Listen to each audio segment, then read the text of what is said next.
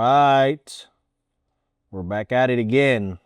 It's your boy DanSal, Danville City. And So that one is the tattoo one. okay. That one's like zoomed in, and then this one's for face. All right, sick. All right, so I'm right here working on my boy East House right now. We're doing a Virgin Mary tattoo. I'm damn near finished with it already. I don't know if the camera can pick that up. We're almost done. But I'm gonna do a quick little Q&A because you guys are always asking for these. So let's answer some questions. So right here, I put it up on my Instagram. I just said, ask me questions. So these are all the questions that people ask me. Would you be open to apprenticing anytime soon? I get this question a lot, and it's a question that's always in my DMs. I already have 2 apprentices currently at my shop, and for the time being, I will no longer be taking apprentices until my current apprentices have already surpassed apprenticeship level, if that makes any sense.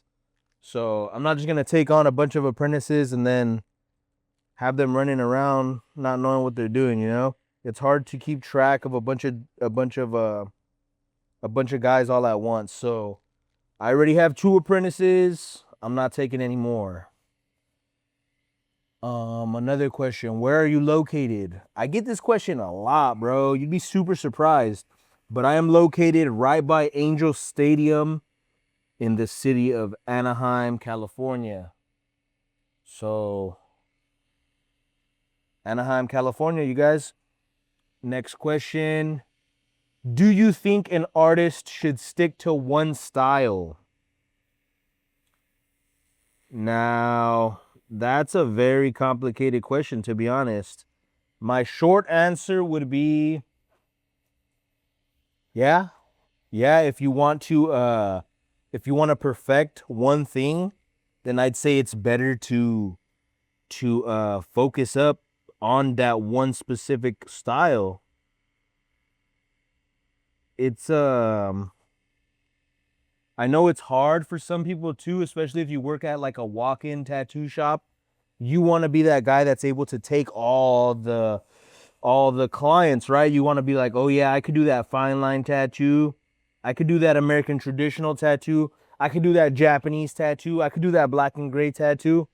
But at the end of the day, you're going to be doing 5 shitty variations of work when you could have just focused on just black and gray and actually perfected that, and you'd be doing good quality black and gray tattoos or whatever the case is. So yeah, I would recommend sticking to one style, but experiment and try all the styles and see which one you like the most first. You get what I'm saying? Like, try a little bit of everything. Try a little American traditional. Okay, I like it, or it's not for me. Move on. Try a little fine line, whatever the fuck. Okay, I like this, and then you explore it. In the beginning, it's very hard trying to choose the style that you're trying to perfect, right? But ultimately, if you're trying to develop as an artist, you want to be able to master that style.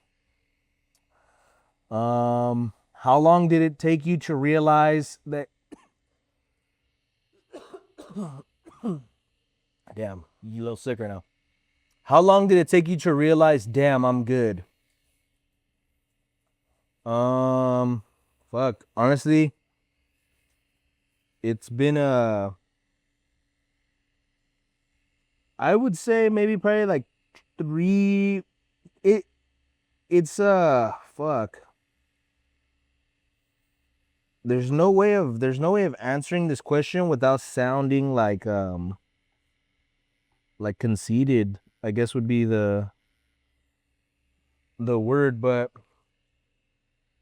I would say in the beginning of your tattoo career, like say it's like you've still only done maybe a small handful of tattoos, you've done maybe like less than 10 tattoos. It's kind of like the hit or miss, hit or miss, hit, miss, hit, miss, hit, miss. Meaning you do one good tattoo and you're like, damn, I'm good. And then you do one super shitty tattoo and then you're like, fuck, I suck. Good tattoo, oh, I'm great. Bad tattoo, fuck, I suck.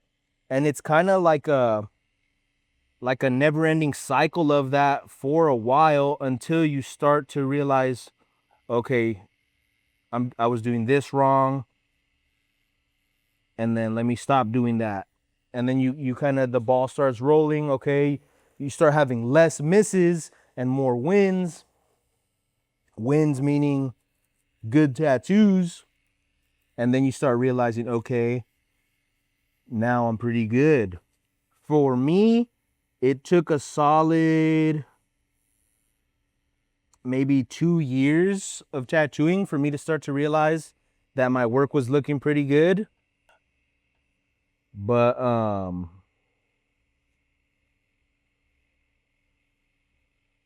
take a look around, bro. Take a look around when you're out and about and look at what most of the general population of people, what their tattoos look like. When you're walking around at Target, when you're walking around at Whole Foods, the market, wherever the fuck you shop, look around and look at all the tattoos out in the general population of people. I would confidently say that 98%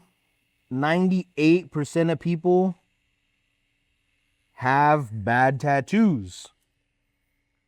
So it all depends on what you consider a good tattoo to be. A lot of people don't even know what a good tattoo is. They just think a tattoo is just ink on skin. But in all reality, there's a lot of fundamentals: lining, shading, packing, the way the design flows on the body, the way the ink heals on the skin. It's a lot of things to take into consideration when thinking to yourself, oh, this is a good tattoo. So when did I think my tattoos were good? It was about 2 years. About 2 years into the game, I was confident that my tattoos were better than 95% of what I was seeing out in the general pop. So, next question. Let me do an apprenticeship with you, 100% disabled veteran looking for a purpose. I already answered that question, bro. Unfortunately, I'm not taking any apprenticeships right now. I already got 2. Next question. Have you ever torta pounded? Damn. You know what? Maybe once or twice, bro. High school days. A wise man once told me, if I'm not leaving with the baddest, I'm leaving with the fattest.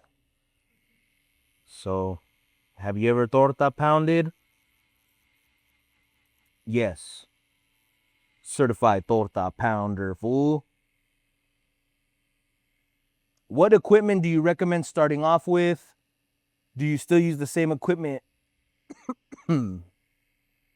I recommend starting off with a rotary machine, and a lot of other old school tattoo artists are going to hate me for saying that because, oh, you're supposed to start with a coil machine.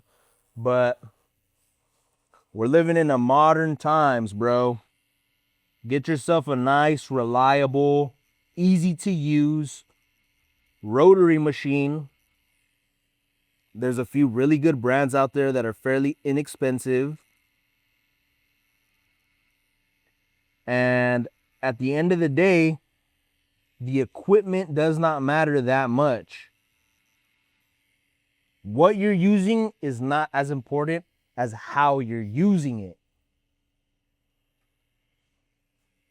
Give me the cheapest Amazon tattoo machine,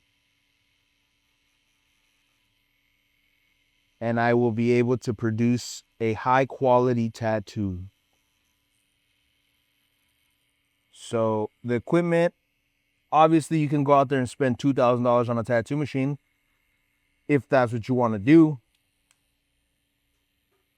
But beginner, a tattoo machine, you should be around $200, $200 machine. But even before that, take the bloodborne pathogens course, the online course, bloodborne pathogens. Learn about contamination, learn about client safety, because tattooing, yes, it's an art, but there's a lot of sanitary issues that come with it. So if you malpractice or if you do things wrong, you could be potentially fucking up someone's health.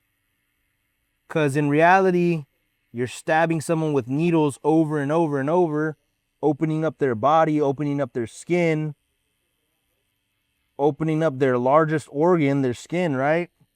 And if you're using dirty instruments or you're doing dirty shit throughout the tattooing, you could be leading your client to having an infection. And that's terrible, bro. You don't want to do that. So make sure everything is clean. I use all brand new shit, all disposable shit, every single session. Every single tattoo session, everything is disposable and everything is brand new.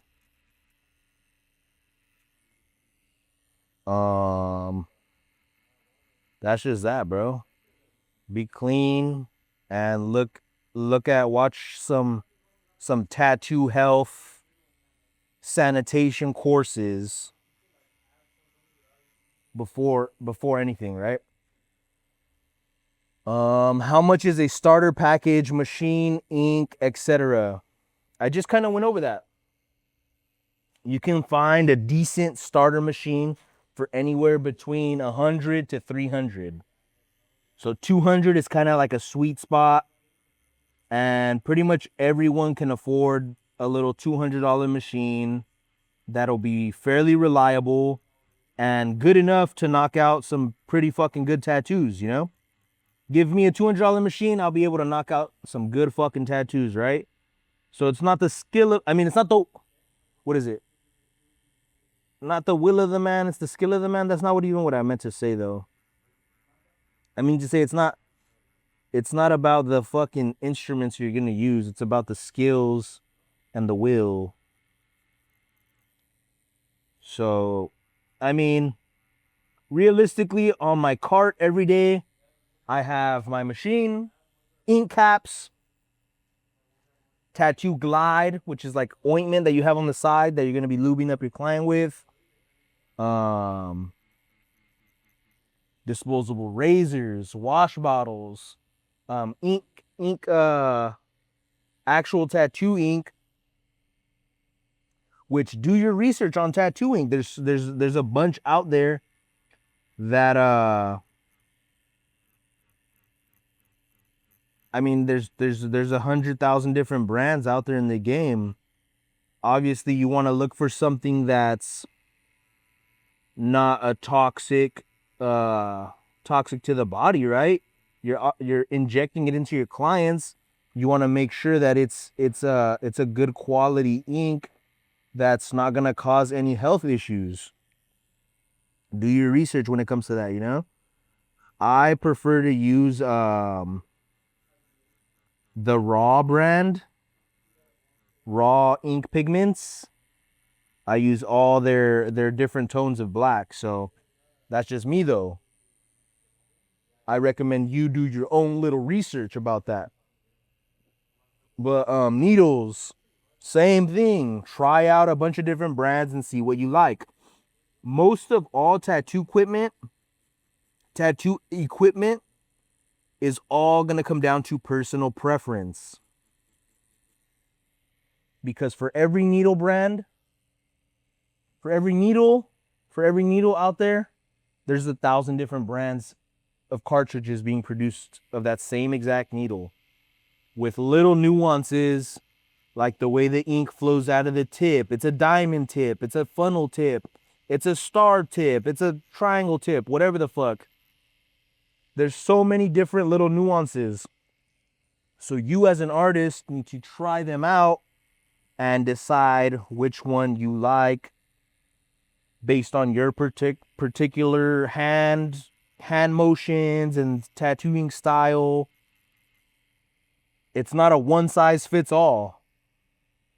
With all this tattoo shit, there's no one size fits all, because the way I move my hand, the way I look at a picture, the way I translate is going to be completely different than the way you're going to do it.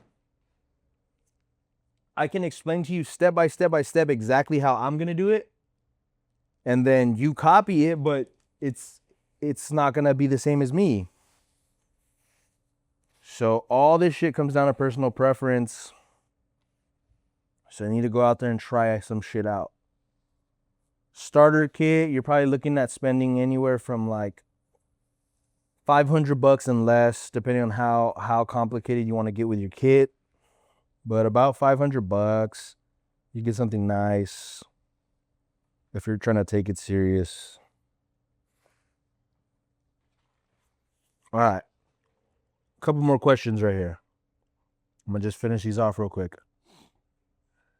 All right, so are you willing to teach new artists? Yes, I am. I have plenty of videos, and I'm going to keep continuing to post plenty of videos teaching beginner artists. Do different voltages matter? For example, for packing, for lining? Short answer, yes. But that's also going to come down to you having to practice and see the way your hand is moving, the direction, the speed. It's a whole thing where you have to practice it yourself, bro. I can tell you what I'm doing, but that's what's working for me, because my hand speed is matching my voltage, is matching the stroke of the machine. So, short answer, yes, different voltages matter. Are you good at tattooing darker skin? Yes, I am good at tattooing darker skin. Next question. What's the longest session you've ever done? On average, I'm busting out 12-hour days every day, bro. Every day is a 12-hour session. I get to the shop at 9 in the morning, 8 in the morning. We don't leave till 8 p.m., 9 p.m. Longest session I've done is 2 days of those back to back on the same guy. 12 hours, 12 hours. What are some things you wish you did differently on your page to get more bigger? What are some things I wish I did on my page to get bigger? Interesting. I never thought of that. But what are some... I guess you can say more client interactions. For me specifically, I'm a tattoo page. So I wish that in the beginning I was posting more of my interaction with my client. Overall shop vibe, etc. Who has more clothes or shoes, you or your wife? Probably me. I'm gonna be honest. Probably me. Bro, where did you buy your polarizing lens from? Amazon, bro. Just look up CPL lens for iPhone. What's your opinion about tattooing at home or private studio? I've tattooed at home. Now I have my own private studio. It's gonna come down to if you're tattooing at your house, are you being sanitary? Are you keeping everything sterile? Are you doing everything by the book? Are you keeping track of everything? Reporting everything? You know? If so, and you're able to do it from your house, then by all means, do what you gotta do, bro. I prefer being at a studio because you take it more serious when you have your own actual physical business, you know? Which would you say brings more free family time? Having a job or being an artist? I'm sure having a regular job would give you more free time, bro, to be honest, because owning a business, you're kind of always thinking about the business no matter what. Not to say I don't have any free time, because I have plenty of free time when I make time for it. But owning a business isn't for everyone. How do you feel now that you have passed more than 100,000 followers? I feel great, bro. I love it. The coolest shit is when I'm walking around and people recognize me. Hey, bro, I follow you on Instagram, or I recognize your work from Instagram. I seen you on YouTube. I seen you on TikTok. It's a good feeling, and I like it, bro. I love that feeling. Favorite piece you've done so far? Hardest piece you've done? Favorite piece would be my recent one that I did on that guy's inner bicep, where it's like a clown crying, holding a clown mask that's laughing. Smile now, cry later on the inner bicep. I just did it recently. If you go, it's like pinned to my profile. But that's the favorite piece I've done so far. Hardest piece I've done. Every time someone comes in and wants the little things, like say it's like a small face with a full body, and it's intricate, and there's shoes, hands, shirt, pants, like when it's a whole full body figure and it's small, those are the hardest for me to accomplish, because it's so time consuming to get in there and do all those little things, and at the end of it all, it's not even that satisfying for me to see, at least, you know. So the smaller shit is always harder to do. What advice do you have for saturation? So the way I think of this is, I want to accomplish a tattoo with touching the skin the least amount of times as possible. So obviously when you're trying to saturate something, you want to get in and get out. Some of you guys are hovering in there for way too long. And you got to think about that. Every time you pass your machine, needles are breaking the skin. You're passing again, needles are breaking the skin. Passing again, needles are breaking the skin again. You just did like 4 or 5 passes, the needles are breaking the skin. That's hella trauma to the skin. When the client comes back, that ink isn't even going to be in that spot anymore. That shit's going to be scarred up, scar tissue, and it's not going to look saturated. So what I suggest is slow your machine down, slow your hand speed down, and perform less passes. I'm not saying more than 1 pass is a bad thing.